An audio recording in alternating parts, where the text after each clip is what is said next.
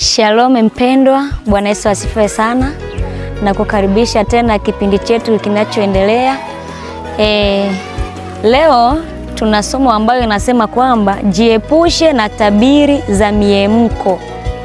Ujiepushe na tabiri za miemko. Tunasoma kwenye kitabu cha Ezekieli sura ya 13 na mstari wa 6. Tunasoma kwa jina la Yesu. Wameona ubatili na uganga wa uongo hao wasemao Bwana asema, lakini Bwana hakuwatuma. Nao wamewatumainisha watu ya kuwa neno lile litatimizwa. Bwana Yesu asifiwe sana.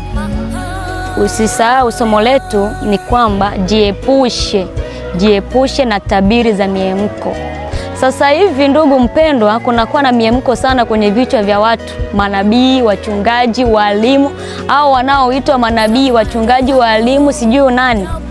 Wanakuwa na hali tofauti na wale manabii wa zamani, tofauti na wale manabii wa ukweli. Wao wanajiita manabii, wao wanajiita wachungaji, wao wanajiita mashemasi, sijui watabiri. Tofauti na wale wa ukweli tunaowajua, tofauti na wale wa kwenye kitabu cha Bwana ambao tunaowajua. Sasa nataka ujiepushe na hayo. Unajua haya maneno ni ya Mungu mwenyewe, alipitia kwa mtumishi wake Ezekieli. Baada ya kuona watu wanakuwa wanasema Bwana amesema, Bwana amesema, na huku Bwana hajawaagiza chochote. Wanakuwa wanasema Bwana amesema. Hata ukienda kwenye vyumba vya maombi huko unasikia Bwana ameniambia hivi, Bwana ameniambia hivi, na hata Bwana hajakwambia chochote. Umelala umeota, ukaanza kufikiri labda ni kweli. Sasa hiyo hatari unataka kuihamishia wapi mtumishi wa Mungu unayejiita mtumishi? Naongea na wanaojiita manabii. Sasa hivi ukienda kwenye makongamano huko inakuwa ni hatari sana. Unasikia hapa nimeona mama mmoja anasumbuliwa na tumbo, nimeona dada mmoja, na wakati anajua ugonjwa wa wanawake ni tumbo. Anajua kabisa. Yani 100%, tuambiane ukweli. Sisi wanawake hakuna ugonjwa ambao hauwezi ukatupita kama tumbo.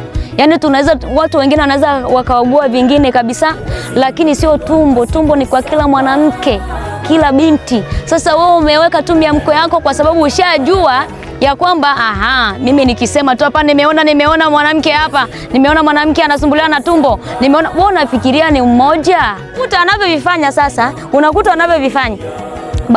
babako ndo amesha kutoa kafara.